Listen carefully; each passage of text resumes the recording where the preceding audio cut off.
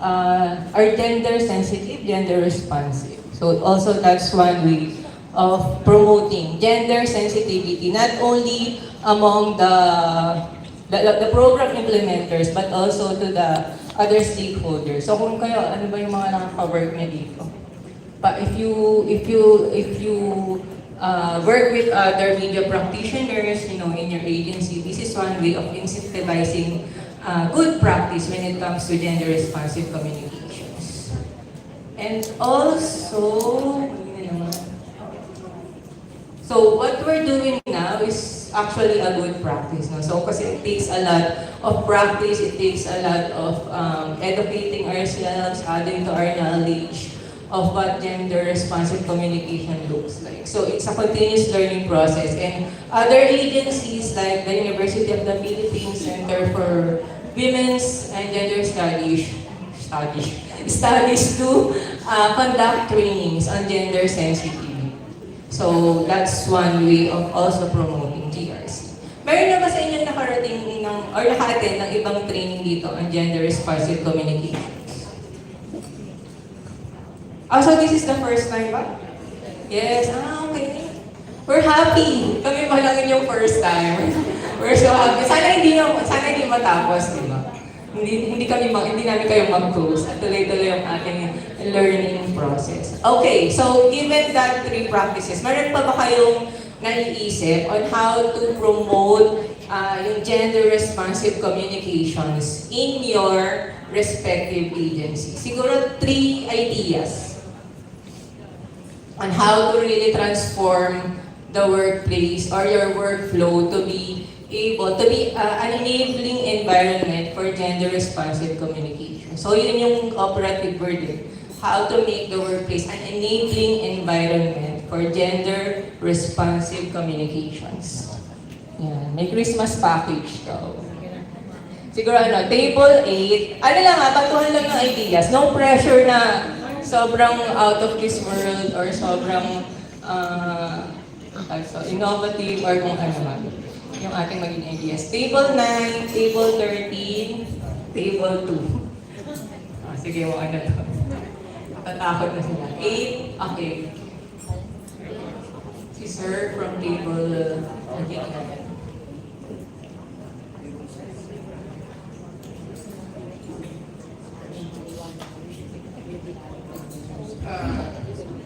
Kelvin ko per public works environments. Actually, mag-reset pa pakita yung mga practices ng other government agencies. So last naman, PCI International recognized government agencies and VOCs may accept the accomplishments sa gender development. So the DPWH is also one of the agencies that are recognized by recent and silver and bronze award. So right now kasi, we have groups, Grant Focal Point System, so DPWH, and meron kami ka-create ng group na MSGP. MSGP stands for, sa tawag nila BHG, pero Men Supporting Gender Equality. So it's a group of men.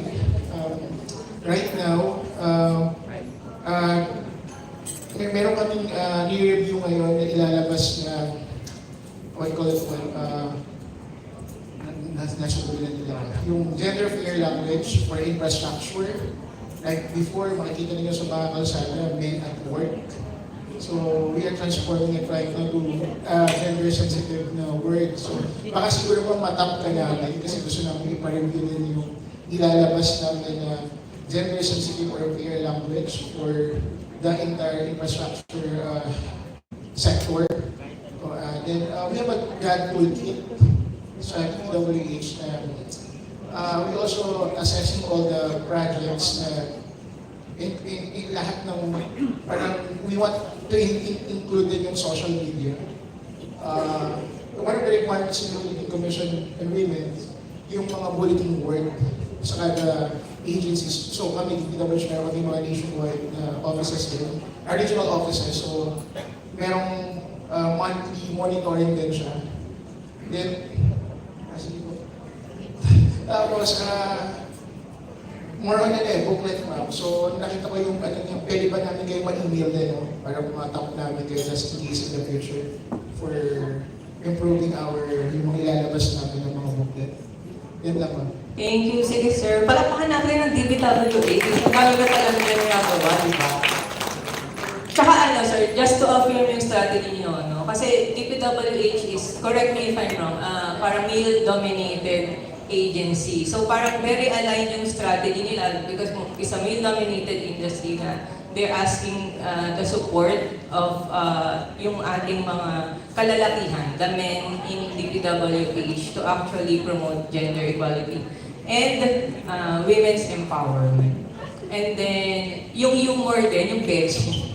Yung MSG, kasi in critical studies of men and masculinities, parang parang entry point for men talaga, yung humor. Gusto nila yan. So, I mean, very small, but it's a really parang strategic approach. Ang tanong mo naman, di ba narinig niyo yung sharing ni Sir? What do you think could be further, what could make it better?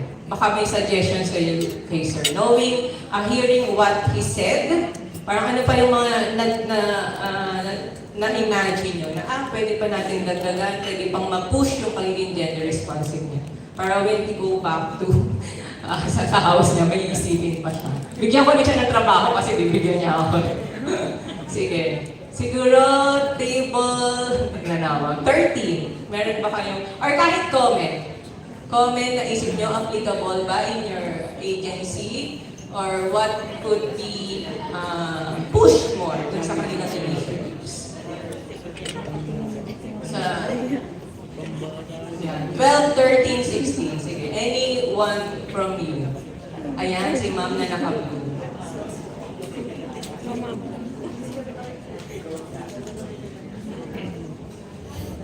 Hi, good afternoon. Yung mga ka-table ko si Lobo. I'm actually from the Philippine Commission on Women po. I'm Hani Castro, Chief ng Corporate Affairs and Information Resource Management Division of DCW. So among other things, part namin yung advocacy, communications, and media relations. Yung pinakita ni Ma'am po na book kanina, yung Gender Fair Media Guide book, was actually a product of comprehension.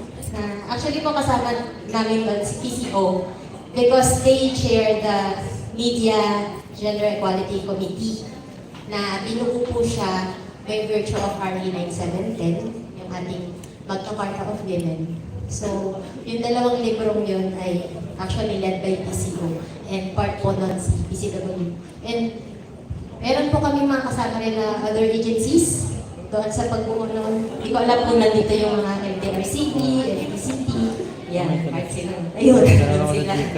Ayan. So, yung pinabanggit naman po kanina, Sir, no, tama po, naging awarding po si DPWH and other agencies ng Gantimpala. So, yan po yung, in general, awards and incentives program din, PPCW. Under the Magna Carta of Women din po yun. So, ito po yung mga nire-recognize natin ng agencies na in general po siya, no, hindi lang po limited sa communications, but in implementing gender-responsive programs. And yun, tama naman po, kasama rin po sa tinitingnan kapag po nagbabay tayo for Gantimpala is kumusta po yung implementation ng mga programs and policies ng agency tungkol sa gender and development. And yung usapin po, yung tanong po kanina ni Ma'am, no, ano yung pwede natin gawin doon sa mga agency? Siguro po, una, I think tama po ba, most of us here, talagang info officers, yung mga communications team. Pero sino po sa atin yung nakaka-interface or bahagi ng GAD focal point system ng mga agency nila? Meron po ba? Ayun. So, meron po mga iilan, pero mas marami yung hindi. So, siguro po, first step as communication officers ng ating agency. Actually po, yung mga members ng GFPS, sobrang bugbog po sa trabaho. Hindi naman, parang mali yung choice of word ko kasi malapit na rin yung intindi kang pinto and bow. So, ayaw naman natin ang violence. Pero marami po silang ginagawang innovations, ini-introduce na innovation sa mga agencies nila. Then siguro po, as communications practitioner ng agency, parang why not write about it? Parang ano ba yung ginagawang initiatives ng mga agency natin pagdating sa gender and development. Kasi if we link it din po dun sa functions natin as communications team ng ating agency, di ba? Parang dami nagtatanong, ano ba yung gad-gad na yan? Ano bang pakinabang ko dyan bilang taong bayan? Ganyan. Parang di ba tayo naman po yung sumusulat ng ating mga press release, tayo po yung nagbibigay din sa mga boss natin na, ay, eto sir, ma'am, ito po yung pwede natin sabihin. Parang yung simpleng, halimbawa, nagkaroon ng isang programa, nag-launch, ganyan.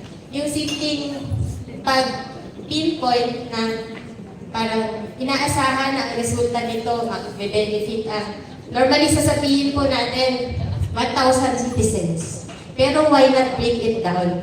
Kung sa targeting po natin, klaro, for example, paano mag-benefit yung babae, yung lalaki? Or kung meron man na rin, no? Aside from yung sex, male, female, yung age, for example, yung age and gender sensitivity rin, no? Parang ilang batang babae ba yung makikinabang, for example. So yun po yung, parang ang practical niya, na siguro pagbalik po natin sa office, doable na agad siya, kahit hindi mag-issue ng policy. Yun. Tapos, another practical din to actually is yung mag-start tayo dun sa language.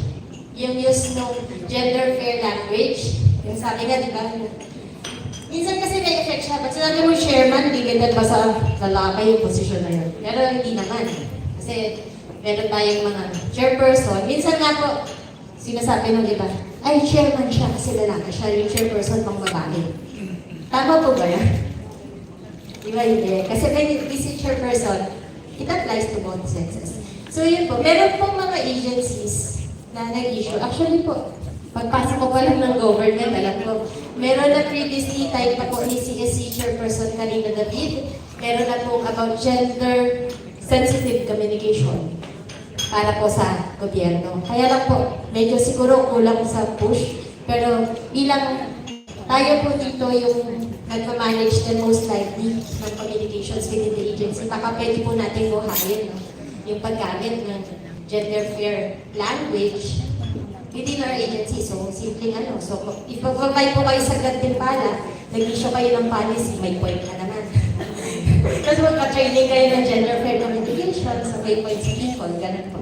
Very practical, pero collectively, I think, magkakaroon ng impact na ma-push natin dun sa consciousness. Hindi lang po nung nung citizens, kundi even within our agencies, yung gender fairness, tsaka yung consciousness na, oo nga, lahat ng ginagawa natin, hindi lang naman siya generic, yung impact sa tao. May different impact yan sa lalaki sa babae. Yun yung lens na maaaring makatulong po tayo as communication practitioners na maipakalat. Tulungan po natin yung mga gun confined systems natin. So, siguro dun sa mga GOTS, baka hindi siya required na maging member yung communications. Pero it might be a good idea na May communication person. Oo nga, no, sa DFP. Kasi sayang po yung efforts kung hindi natin na-report. Tapos kung hindi tayo aware na meron pala silang ginagawang gano'n, hindi rin talaga natin siya consciously hahanapin doon sa agencies po. Sige. Sorry mo, madami mo. Okay lang po. Pero thank you, ma'am, sa ginagawa na work ng Philippine Commission on Women. No? It's a hard work, but tuloy pa rin yung ating trabaho.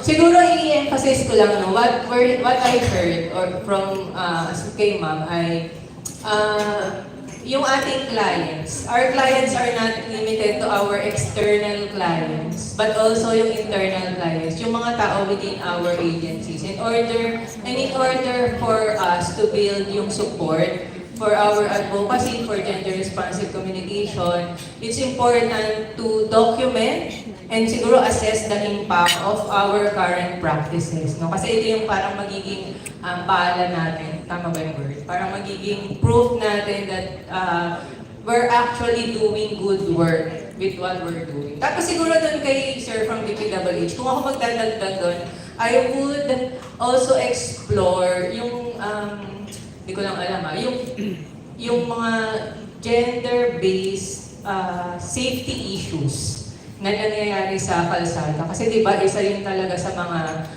one of the parang pressing gender issues din, kailangan nagka-safe spaces out there, di ba? Yung safety issue pagdating sa ating street. And beyond communication, maybe Sir Gender Audit, kung bakit baka may barrier sa pagpasok sa DPWH, no? Kaya nananatiling male-dominated. So magandang i-audit kung ano ba itong mga barrier na yan. And possible na pwede ka ng DPWH to address it. Okay, so yun na yung sa mga system. Sorry, medyo press for time tayo. 2:15 hanggang 2:15 lang kasi yung session because magkakaroon tayo ng activity. So, aside from examples on gender-responsive communications, in terms of removing the barriers, pag-uusapan din natin o pakikitaan ko kayo ng mga good examples na nag-apply na dun sa mga principles na sinabi ni Diego and then ni Trisha. Ayan. So tell me, why is this a gender-responsive communication material? And what could you do to improve it, kung meron man, to make it better, from good to better? This is from PAPCOM, Population Commission. Sige, natawag pa lang ang table. Table 6, 6, 2, or 7. So, anyone from those tables, 6, 2, or 7.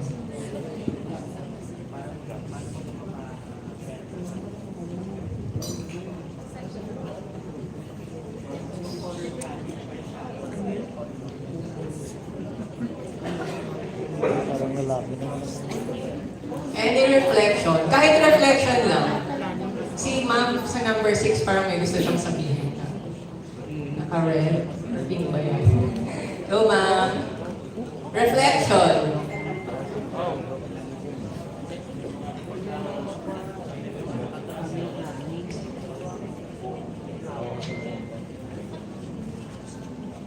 Sabi sa, ano ba dito? Tarpaulin. Bawas pangambato doging hawak. Buo pa rin ang dalawang santol pero di nabubuo ng panibagong sanggol. Makinabang sa libreng vasectomy. Tapos ang picture ay si Daddy nasa foreground. Tapos nandun yung mga bata. And then si Mommy ay nandun sa likod. Ayan, si Ma'am from table 2.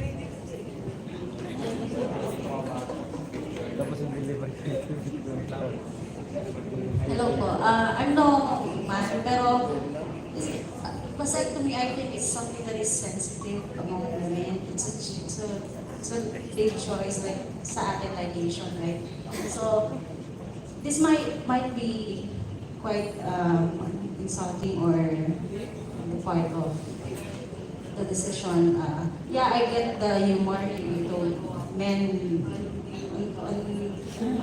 receiving message would love employing humor, pero is this really not really quite sure if this is appropriate since maybe quite somewhat insulting on the part of men who maybe, diba, it's something that is sensitive insofar as decision making, vasectomy.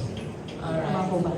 Sige po, anong right or wrong, nagpa-process po tayo dito. Di ba we learn from collaborating with each other? Si Sir naman from table 3 has some input.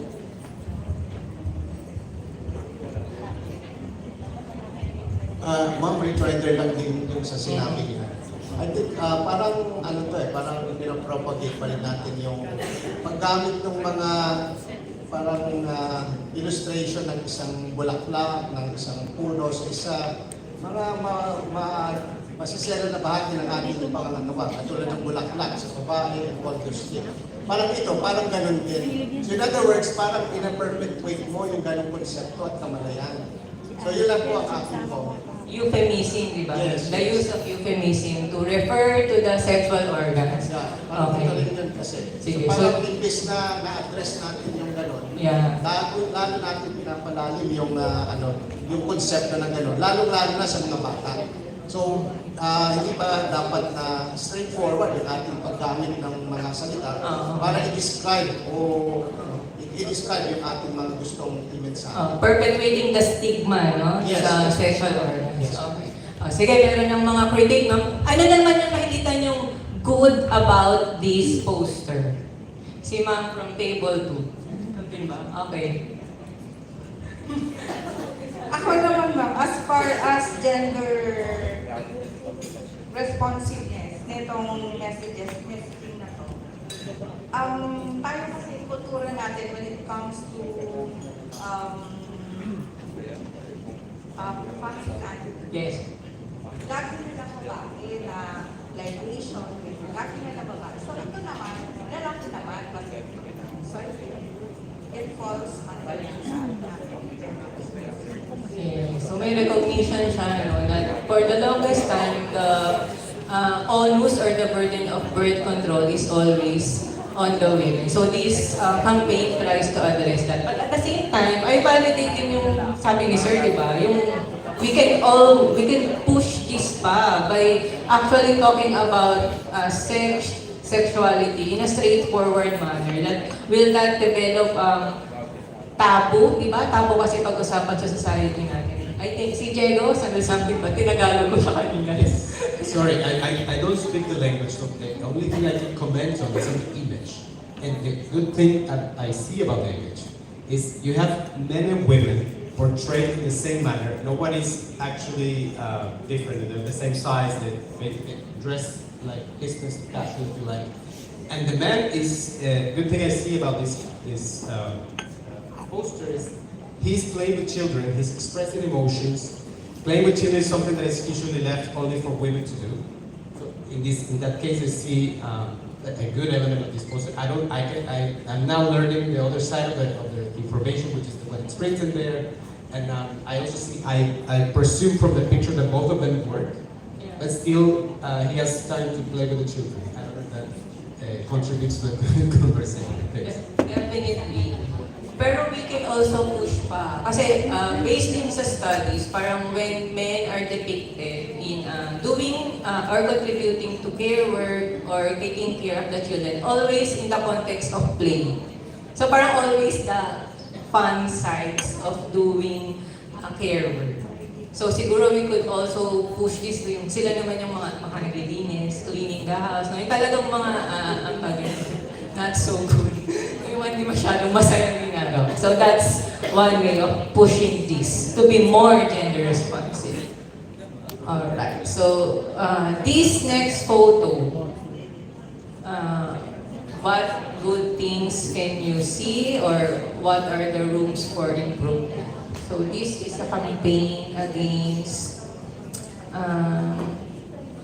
the proliferation of sensitive sexual photos. Yung private photos that are distributed online, specifically marami nito sa young women, without their consent. So yun yung operative word, without their consent. Yung mga leaks, di ba? So yan nga ito. So what is the good thing in this material and what could be improved? Or any reflection? Sige, table 11, 14, and 9. Any reflections? Hindi, may pangbala tayo. Si Bang Just na yan. Ay, table. Alam mo din. Si Ma'am. Number 4.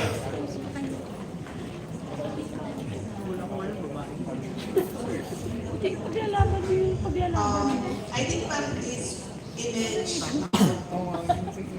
stereotypes women as sole victims of online sexual exploitation. So, parang this, okay, soul victims. Okay, sige. Ibang reflection. What gave you that impression? Kasi babae yung pinili. Okay, sige. Charge mo, may charger daw. Ay, ano? Unwanted sexual Kailangan kasi abuse. sa mga ganyan. Ah. Ganyan, may ganyan. Thank you, ma'am. Any other comments? Si ma'am from table 6.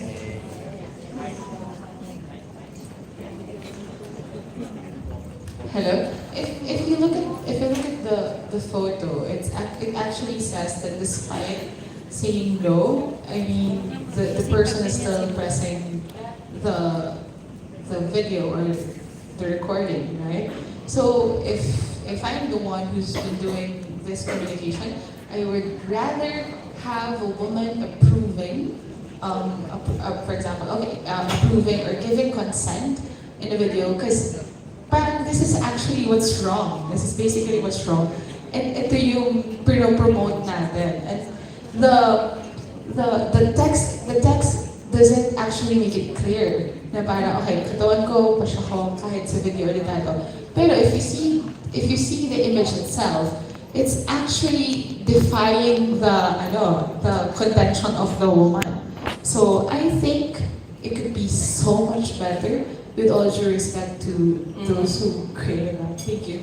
Oh, so what you're saying is parang may disconnect, no? Dun sa claim na katawan ko, pasya ko, and then dun sa visual na, okay, nag-stop siya, nag-no siya, pero pipindutin pa rin yung recording without her consent. Okay, so nakita na natin what could be improved in the photo. So what is the good thing about this photo naman?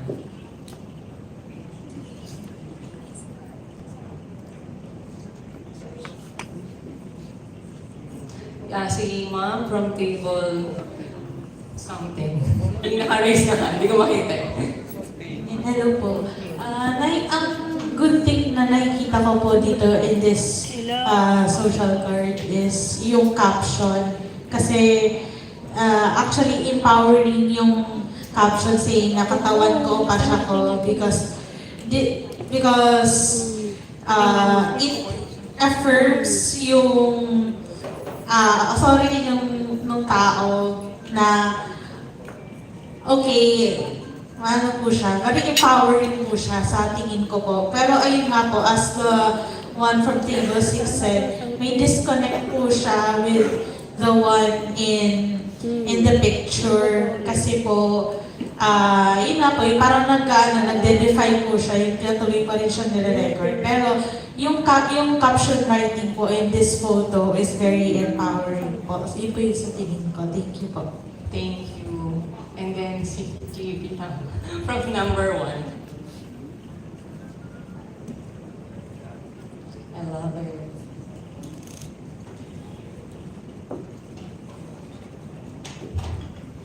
I think po na maganda yung idea and caption ng photo na to kasi it somehow promotes the anti-photo and voyeurism act. Kasi it also states na katawan ko, pasya ko, kahit nasa video o litrato. So it somehow states na even though na binidyohan siya, even though na may pictures, may leaks, it doesn't mean na it's allowed to be shared to anyone. Kumbaga, it may be videoed or pictured, but only to that person lang.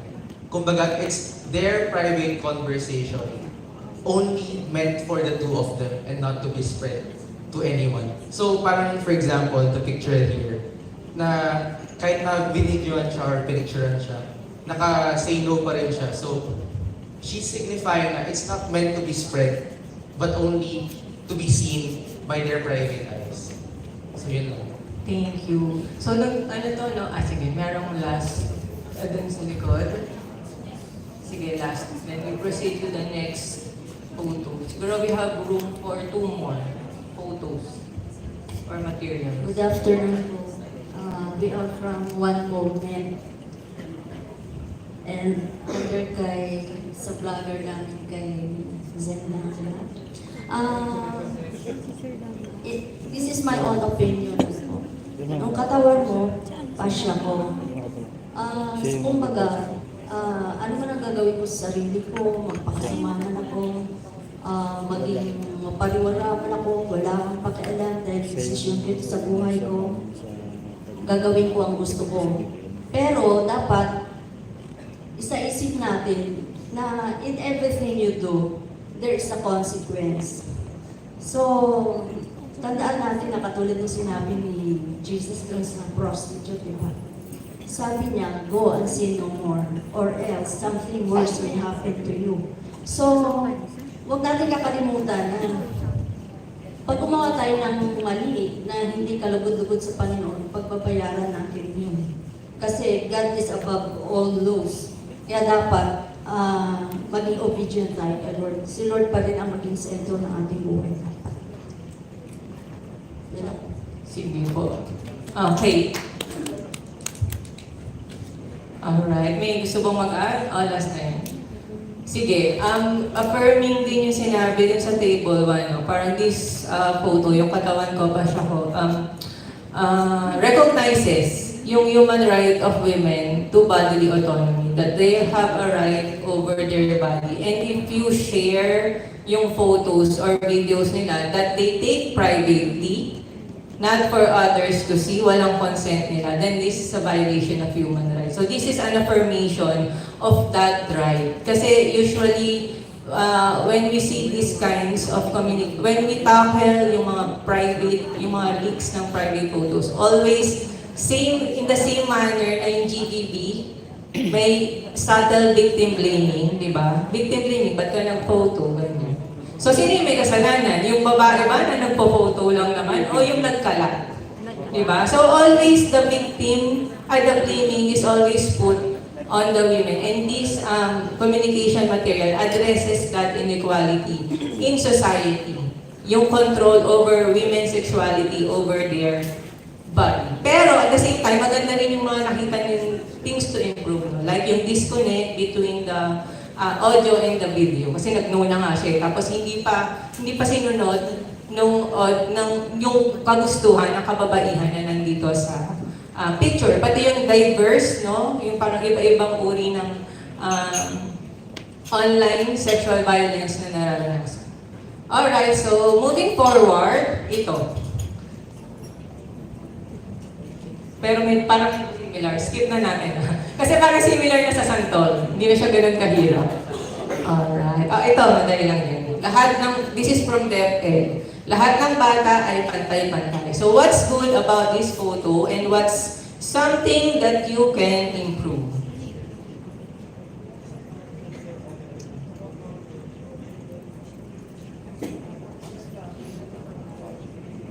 Table 9, lagi ko ba yung natatawag? 13, 9, 13, and maybe number 3.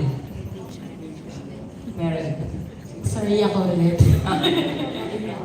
So, yung nakikita ko pong positive dito is yung representation po ng children na present po in this social card po.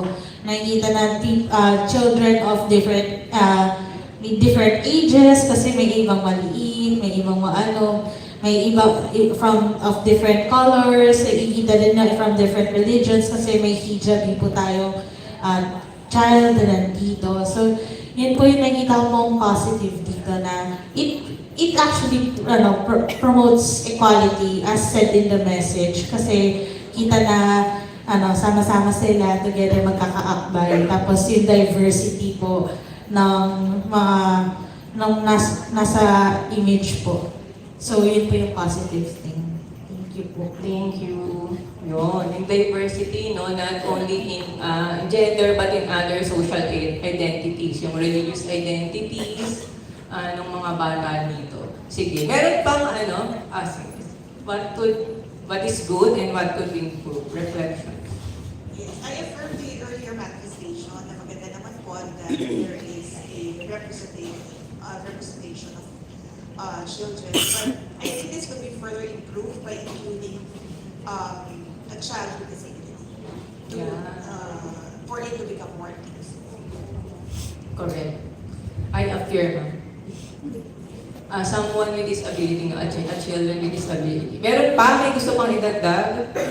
Si Ma'am yata may gusto idagdag. Yun na rin, champion style dito ng disability. I concur, no? Yung sa disability aspect niya, medyo kulang. tayo. But overall, good. Sige. Siguro last na to. Yung next. Sige. Hindi. Oh, ito. Anxiety disorder. This is from DOH, Healthy Philippines. What's good about this communication material? How is it bakit siya naging gender responsive? And how can this be improved?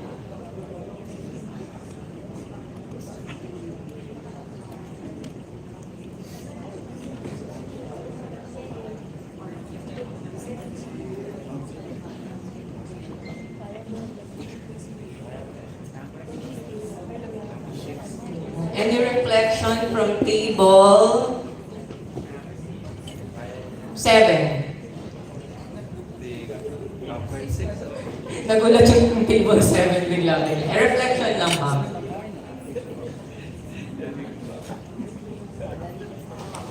In-improve siguro po sa picture by including a picture of a woman. Yeah. Kasi hindi po nangungulugan na lalaki lang ang may anxiety disorder. So it should also include women for purposes of equality to make the picture gender sensitive or responsive. Thank you, ma'am. Siguro, si ma'am from table 6 and then another one from table 13.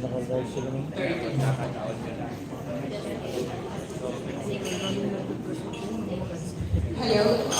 I beg to differ with ma'am. Because actually, anxiety in our society is almost equivalent as a weakness. And it's not really something men are really proud to say.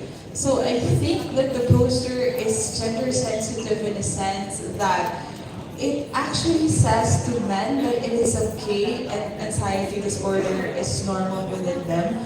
And then these are the signs and symptoms. I think that this poster is actually meant to tell them that these are the symptoms of an anxiety disorder and these are the numbers that you should call. Thank you. Thank you. I think both valid naman the answers. For si ma'am, sana may iba pang gender identity. Pero valid din yung sinabi mo. Siguro isa ito sa mga parang one of the most challenging to think of the context of the gender issue. Kasi pwedeng outside of the communication material na siya. For example, for this photo, tama yung analysis ni ma'am na in our society, men find it hard or difficult to just say that they are experiencing mental health issues, di ba? And yun nga yung pagka-question ng anxiety as a sign of weakness. So this material foregrounds yung realities naman ng mga kalalakihan na meron silang mental health issues and it's not women, diba, who are quote-unquote too emotional, di ba? Yan din yung mga gender stereotype when it comes. And it's not a bad thing, di ba? Being emotional is not a bad thing. Actually, it's a healthy thing to be, even to feel, to have emotions. Si Sir, last na si Sir before we proceed to the, Hello, to the exercise. this is Greg from DOH. Just to give context lang din po, kasi si DOH currently have two communication arms, which is the Health Promotions Bureau and the Communication Office under the Office of the Secretary.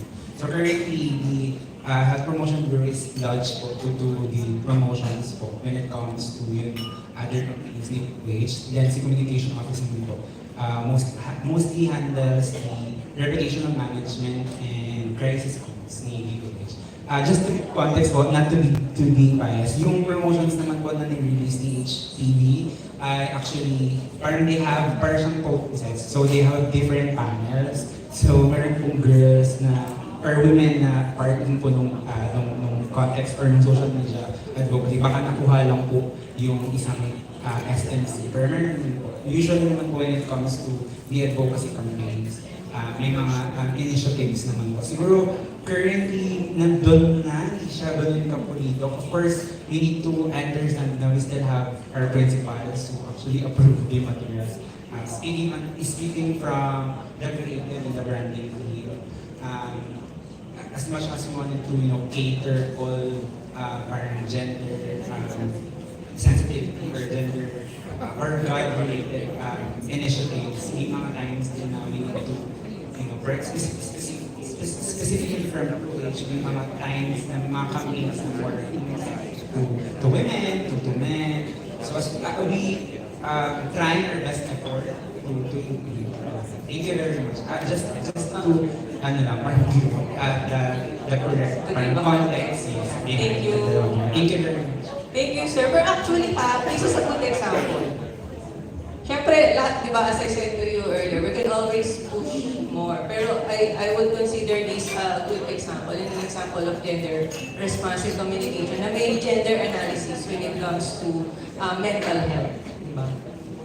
And of course, yung overall stereotyping when it comes to yung psychosocial condition ng ating mga kalalakihan. Okay, so wala na tayong time. Marami pa sana akong examples, but we have to proceed with the breakout exercise for this afternoon. So, pwede ba natin i-flash? Ay, we have a break. Ay, no, not yet.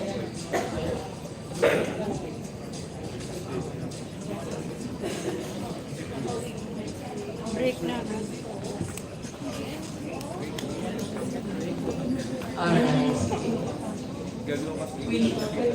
Paload ng exercise. So, ang mangyayari dito, you will be grouped into 6, no? Tagaan. So, someone from the PCO team will tell us kung ano yung magiging grouping. Yung kaninang mga pinakita ko sa inyong material na problematic will be assigned to a group. For example, I will assign yung material on COVID, yung saving lives, stay at home, sa group 1. And then they will review ano ba yung issue dun sa material na yun for the purpose of, leveling off. And then what could you do to make it more gender responsive? So yun lang, to ask from you. Review yung issues from the material and then make it more gender responsive. For the grouping.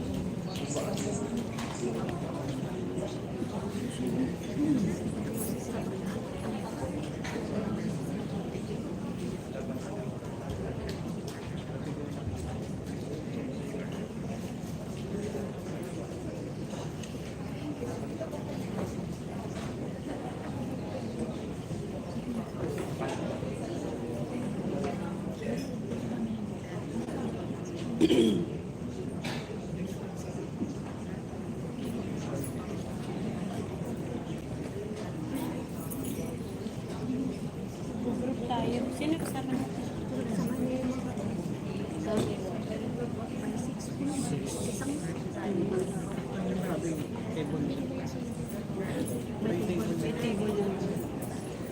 Pag maglalaro tayo. Di ba, baka bigyan tayo ng picture, din, parang ganun din. Interpret natin, mag-aralan kung anong magaganda, magaganda pa. May mga kung anong mali sa larawan. Okay, please take note of your table numbers as we reveal to you your group numbers. This is a bit self-explanatory, but for those of you who can't see very well from the back, group number 1 will be tables 1 and 2. Alright? Group 2, or second group, will be tables 3, 4, and 5. Group 3 is tables 6, 7, and 8. Fourth group is tables 9, 10, and 11. Group 5, tables 12 and 13. And last group, group 6, tables 14, 15, and 16. All right?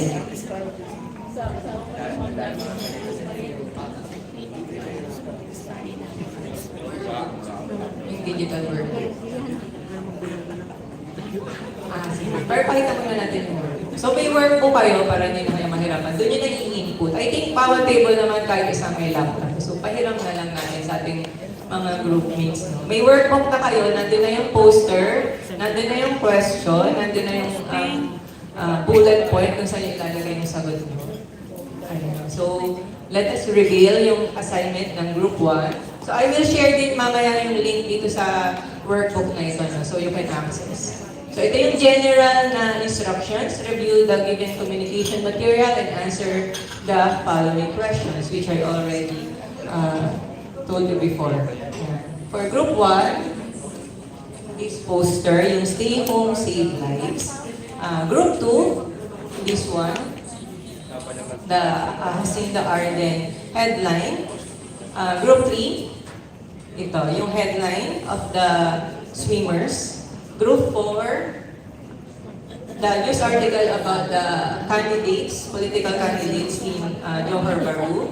Group 5, this poster or cartoon on adolescent pregnancy. And for Group 6, this interview with the woman, with the astronaut, nakakali ako sabihin ko woman astronaut and a celebrity. Yun. So yun yung ating mga grouping. So you will be given, just like what was indicated in your program, 30 minutes to do the exercise. So we're expected to finish by 2:45, but after that we will be taking a break until 3 p.m. And then, kapag 3 p.m. na, we will go back here on our tables and please assign rapporteur to share what you have come up as a group. So someone from the 6 groups will present, someone, a representative, and then we will give feedback. The other groups, after the presentations, we will get reflections from the other groups, and also Diego, me, and Trisha will also give our feedback, just to apply all of the learnings and unlearnings and relearnings that we did today. Okay, clear ba? Clear yung example? Paulit daw yung mga slides. Yung link. Bibigyan na yung link. We have a QR code so you can access the workbook. This one. Okay, so let me know if na-access niya. Just be careful kasi the workbook is in Google Slides and anyone can edit it. So please make sure that you don't edit the slide of the other groups, di ba? Baka may sabotage pa dyan naman. This is a friendly exercise, wala competition. Sige. Are you able to access the workbook?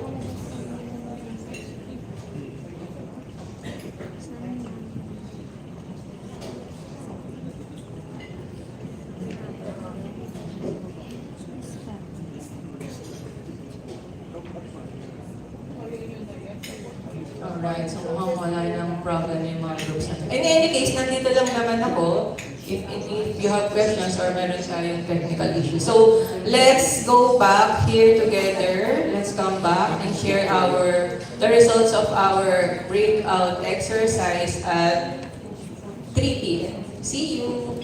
See you later. Parang wala pang tumatayo. Go! Oy, 30 minutes lang to Yes, ma'am. 11, 9, 10, 11, di ba? Yung the best, siyempre kunin natin yung the best. Ako hindi ako the best. Mag-kopya na lang tayo. Si Ma'am, expert si Ma'am. Yun naman. Bilis na lang. Sino pa bang kagrupo natin? Yung 9, 10, 11. 9, 10, 11 na table. Yan Ma'am. Yan sila, ma'am. 9, 11. Doon. Tatayo tayo. Hindi, kung ano yung nagawa natin, i-coordinate. Ako na magana sa actor. Na-access ni ba yung work? Kasi hindi ko rin alam eh. Hindi ako matay yung question natin. Isa yata nag-access. What are the gender issues and issues? Yung doon kanina sa para mga politicians. Kaya na okay lang yung access mo. Access mo, be? Sensya mo naman teknya. Ano ko lang yung niya, ma'am, yung lock screen. Discuss mo.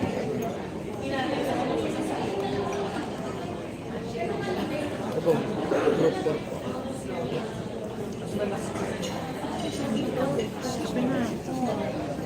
The gender issues and the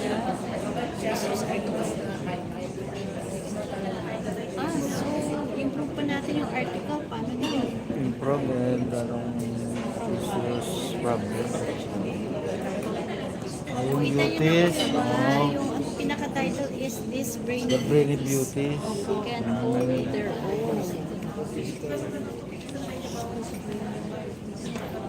Yun ang pinaka... Ayan, yung sinagot ko kanina, ma'am eh. Yan. Kaya medyo... Pero syempre, kailangan din natin yung inputs nyo. Wala na, ano na lang, yung Kasi hindi opinion. pwede mag-replay. Si ma'am na lang ang ano.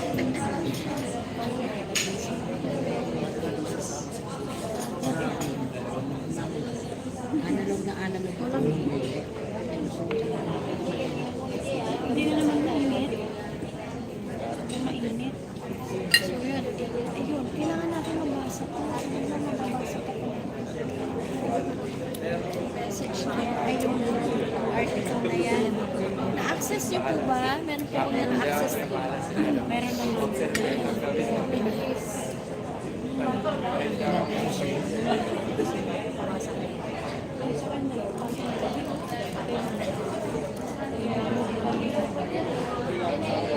Lalakihan mo lang, ma'am. So ano,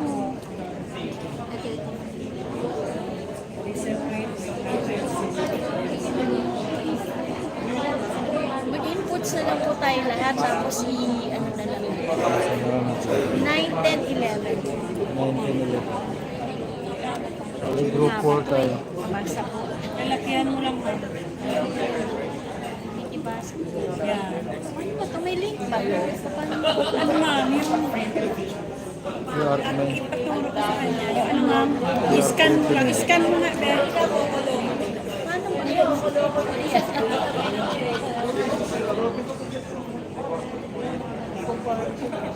Kukuhanan ba ng picture yung QR code? Ay, wala pong picture ng QR code. Kasi yan po, na-scan ko na. Kaso wala po. Na-scan mo yun. Pwede mo siya Direct i-scan. po siya. Dinirect ko yung ano eh. Yung Tingnan mo kami yung password. Dinirect ko kasi mo.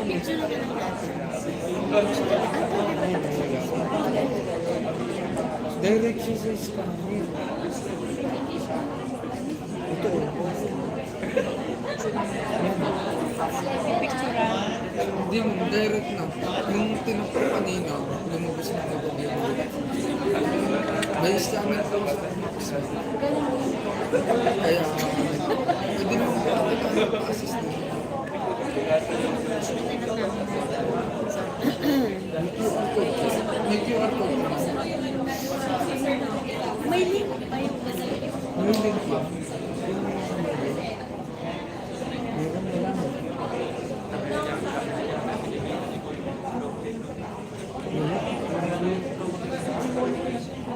Tingnan mo kami yung password. ano pa yun?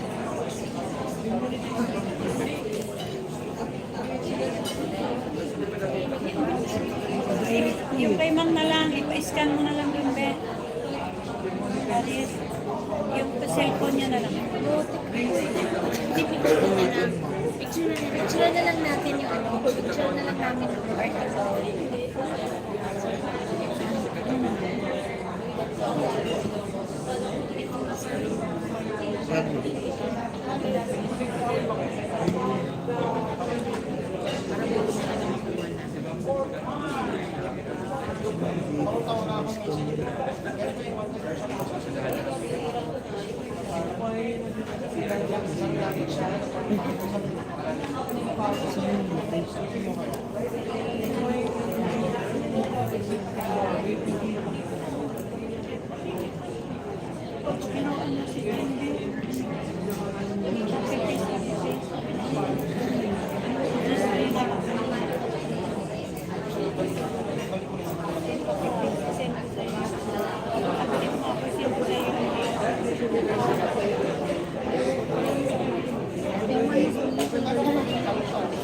Ibasa na lang po, tapos mo mag-comment na lang sa amin. Ibasa na lang.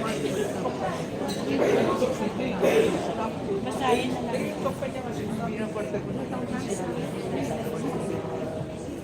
Thank you. Ako nga din, sir. Si ma'am, nakakonect na. Kinuhanan ko lang yung picture. Ginawa na lang namin.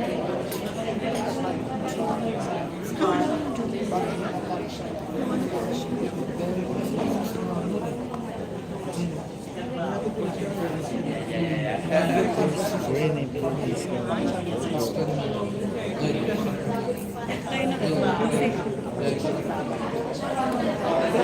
Dito naman sa title lang at saka sa pixel, di ba?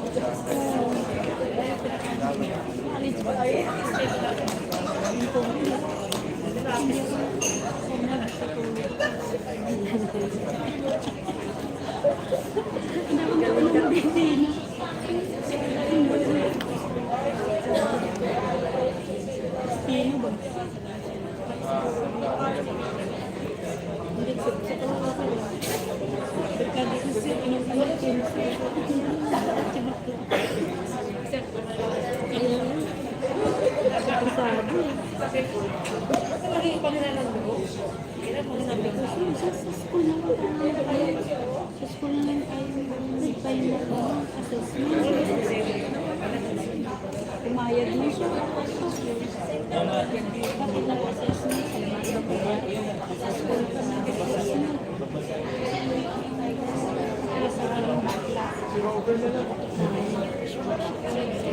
Bili ka ng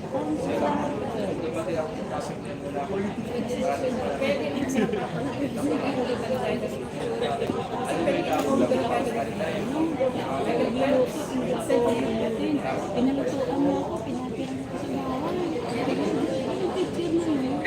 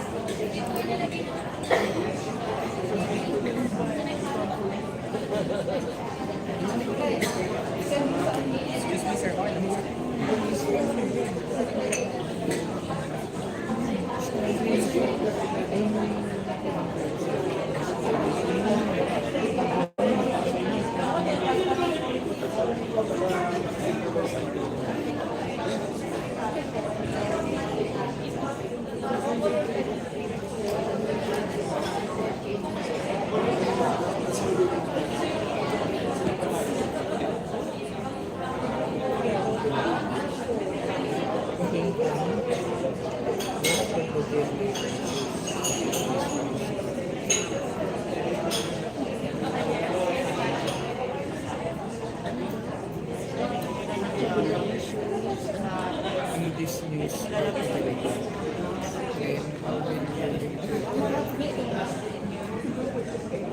Papasok mo, ikapi-paint muna. Yan lang, sasagot mo.